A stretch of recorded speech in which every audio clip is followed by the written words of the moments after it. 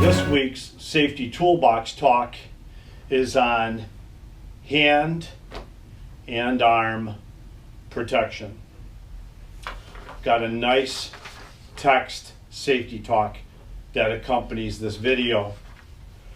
In the fall of 2019, we had a tradesman clearing and housekeeping on a job, a common corridor, and he went to just move a single metal stud and ended up with 9 stitches in his thumb.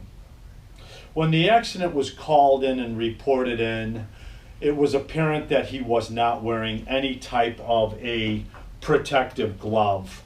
You know, we supply gloves like this out in the field, a soft cotton with the little black knots on it.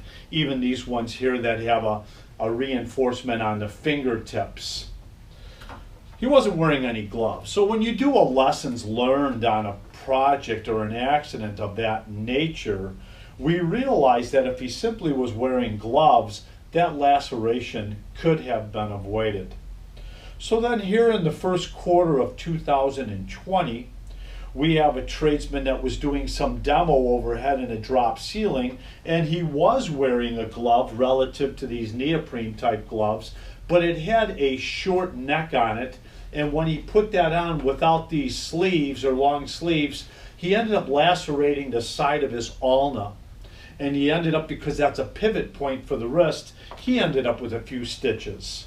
So for Berglund, in the last 6 months, we have logged in, 1 in 2019 and 1 in 2020, lacerations to fingers and wrists due to the lack of wearing gloves and the lack of wearing some type of a protective measure. So the question has come up, should we make this a mandatory policy? We have a variety of gloves. Guys that may be signaling a crane and the operator's looking at you up on an upper elevation. You've got these fluorescent type heavy duty leather gloves, right? Which would be beneficial for a visual effect, let alone being warm in the winter months. We've got carpenters that are doing steel stud and track, and they need to feel them tech screws in their aprons. So we have a neoprene type glove like these ones here that you can feel very sensitive with your fingertips, right? And then we also have gloves like this that you see in many of my videos in the winter months. I find these tipless gloves helping me to run my GoPro video and to log in my audits and stuff like that. So I'm comfortable wearing something like this in the field. And some of the tradesmen I've seen cut the tips off of fingers. And then again, if I'm using a solvent, a epoxy, a gasoline that can go right through my skin and penetrate my bloodstream and go to my inner organs, I've got these kind of hazard communication type gloves, right? For solvents. There is so many gloves out there. I could fill this whole room with different types of gloves. But here's the denominator. Talking with tradesmen, bricklayers, constantly tell me, I cannot lay brick wearing gloves. 100% of the time I can't wear gloves. I have so many tradesmen telling me that they cannot function in a task wearing gloves that the argument is an argument. When I was a cement finisher leaning on my trowels for many years, I created these massive calluses on my hands. I took it upon myself to go out and get a heavy padded glove and started wearing those because my hands were so calloused.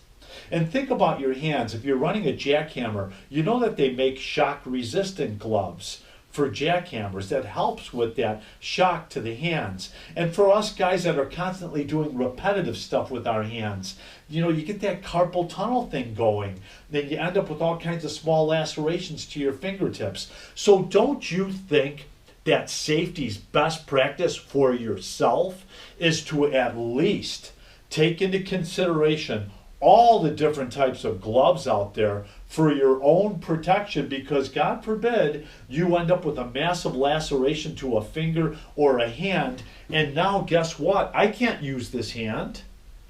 It doesn't function. I've got stitches in that hand. I'm either a lost time or recordable. Maybe I'm on light duty, but I only have one hand that functions. Can I push my mower with one hand?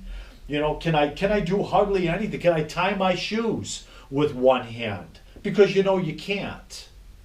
So what I'm asking you is to think outside the box. Do you currently wear gloves? If so, God bless. But if you're not wearing gloves, don't you think it's time that you start taking care of your hands who are helping you support yourself and your family, your loved ones? So this week, let's talk about gloves. Let's share some stories about some of the things that might have happened to our hands from not wearing protective measures throughout our careers in the construction industry. And let's have a safe week. Thank you.